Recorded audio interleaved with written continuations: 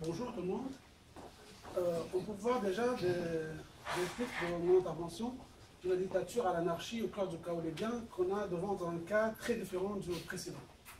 Et en fait, la révolution en Libye, dès le départ, a pris une trajectoire différente de celle en Tunisie et en Égypte.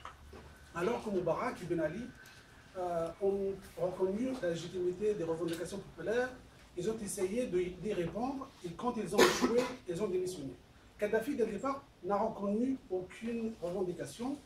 Il n'a même pas reconnu la possibilité de l'existence des revendications populaires parce que la doctrine officielle de son régime dictait que le peuple se gouvernait par lui-même et son régime était le paradis terrestre.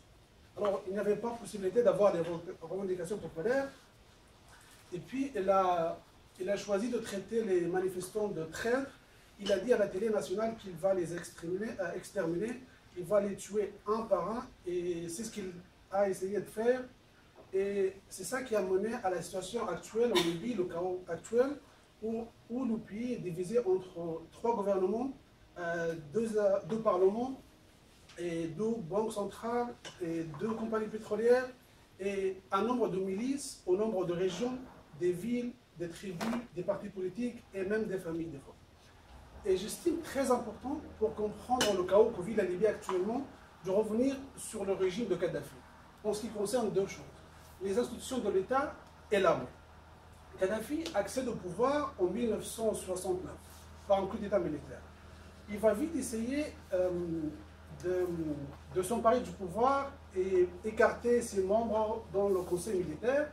Alors, en 1973, il va annoncer ce qu'il appelle la révolution populaire, où il ordonne à ses partisans, organisés à l'époque en des milices quasi-militaires, d'occuper tous les hauts postes de l'administration, que ce soit dans les ministères, l'administration, les universités et même les ambassades à l'étranger, et cela sans aucune considération des qualifications, expériences requises. Et ça a été fait, et ce fut un coup dont l'État libyen ne s'est pas encore remis. Et il a continué cette politique de destruction de l'État. Il arrive à 1977, il annonce sa démission et il annonce officiellement l'instauration d'un régime de démocratie directe où le peuple est censé se diriger lui-même, mais en fait, il s'est libéré de toute contrainte procédurale, juridique, institutionnelle et de toute responsabilité surtout pour gouverner le pays par un pouvoir illimité qu'il exerçait lui-même d'une manière ambiguë et souvent par des ordres oraux. Pour encore affaiblir l'État au profit de son pouvoir, Kadhafi a créé des institutions parallèles, dont le bureau de communication des comités révolutionnaires, qui est l'équivalent des partis uniques dans les ex-États communistes. Et par exemple, un coup de fil de ce bureau-là valait plus d'un décret du chef du gouvernement. Il a créé aussi ce qu'il a appelé les leaders populaires, et c'est des notables de tribus désignés par Kadhafi lui-même pour créer une entité qui exerçait un pouvoir sur l'État, la désignation des conseils locaux et qui recevait des avantages financiers très importants. Alors, arrivant en 2011, les notions d'État, d'institution, primauté de droit étaient absentes en Libye. Il n'y avait que le pouvoir personnel de Kadhafi et tout ce qui tenait le régime ensemble, c'était la loyauté à Kadhafi. Une fois Kadhafi renversé, il n'y avait pas d'institution ou d'État pour garantir la continuité de l'État. Et concernant l'armée sous Kadhafi, le choc pétrolier au début des années 70 a permis des revenus pétroliers très importants à la Libye, ce qui a permis à Kadhafi d'augmenter ses dépenses militaires. Il a équipé une machine militaire, il s'en est servi pour s'ingérer aux conflits régionaux. Et il a envoyé des troupes en Ouganda, au Liban, il a mené des opérations militaires contre la Tunisie, l'Égypte, mais l'intervention la plus importante était au Tchad.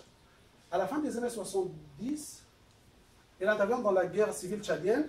Cette intervention va durer jusqu'à 87 et finit par une défaite militaire cuisante de l'armée libyenne, des milliers de militaires tués des centaines emprisonnés, dont le chef de l'armée libyenne au Tchad, qui est appelé Khalifa Haftar, et qui va s'exiler aux États-Unis. Il va revenir pour jouer un rôle dans la guerre civile actuelle.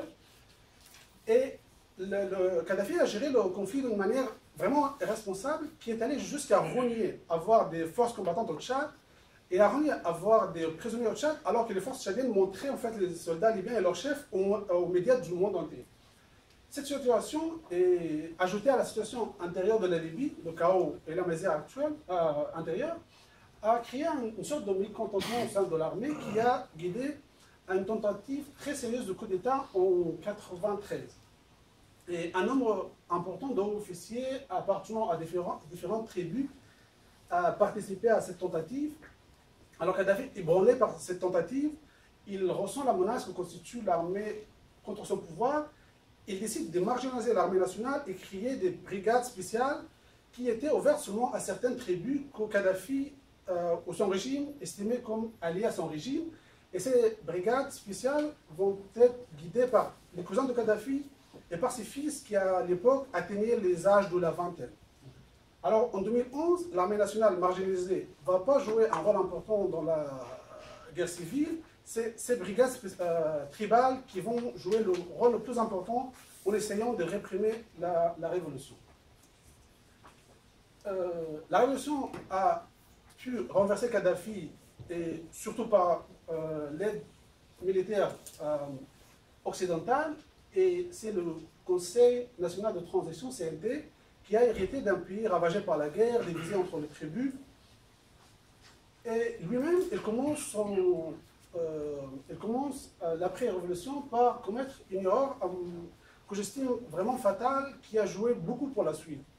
Au lieu d'exploiter le sentiment national après la chute du Kadhafi pour renverser l'armée nationale, pour la rassembler, il décide en fait, le Conseil national de transition, de donner une prime aux combattants contre Kadhafi. Cette prime a été donnée hors les institutions de l'État, en argent liquide et par des chefs des combattants désignés sans critères clairs. Alors ça a fait sauter le nombre de combattants de 15-20 000 combattants à 250 000 combattants dans un pays de 6 millions d'habitants. Alors c'est trop. Des nouvelles milices ont été formées pour recevoir de l'argent, bien sûr, et les jeunes ont quitté les écoles, les universités en masse pour rejoindre les milices parce que c'est de l'argent facile. Ces milices, bien sûr, elles ne vont pas disparaître, elles vont continuer à réclamer de l'argent à l'État, ils vont être utilisés par les partis politiques pour des fins politiques, ils vont même être utilisés par des pays étrangers. Et à l'heure actuelle, quand on regarde certaines milices, seulement de l'armement de cette milice, on peut savoir c'est quel État qui les finance. Mais en juillet 2012, le Conseil national de transition exécute quand même sa promesse et organise les premières élections au pays depuis plus de 4 décennies. Et ces élections ont été une réussite. Elles se sont déroulées dans un climat plutôt calme et démocratique. Même les villes tribus censées être pro-Kadhafi y ont participé massivement. Et un congrès national général a été élu. Et les résultats de ces élections, 2 partis sortent en tête. L'Alliance des forces nationalistes qui sont des proches de Kadhafi et le parti Justice et Construction qui sont des frères musulmans. Alors il n'y a pas de surprise, c'est la même chose qui s'est passée en Égypte et en Tunisie en quelque sorte. Alors chaque parti va présenter un candidat pour la présidence du gouvernement et c'est le candidat de l'Alliance des forces nationalistes qui l'emporte. Alors, à ce temps, la situation en général en Libye était calme. Le gouvernement, malgré l'existence des milices, contrôlait l'ensemble du territoire. La production de pétrole est revenue à ses niveaux d'avant la révolution. Et tout allait plutôt bien. Mais malheureusement, ça n'a pas duré. Alors, ce gouvernement de l'Alliance des forces nationalistes va faire revenir des proches de Kadhafi. Leur ministre de Défense va favoriser des milices pro ce parti-là. Ils vont reconstituer les brigades tribales de Kadhafi. Alors les autres forces au pays qui sont anti-Kadhafi vont se sentir menacées par ce gouvernement-là. Alors ces forces-là, soit politiques ou même des milices, vont proposer une loi de lustration politique. La proposition à la base était d'écarter les gens du régime de Kadhafi qui n'ont pas rejoint la révolution.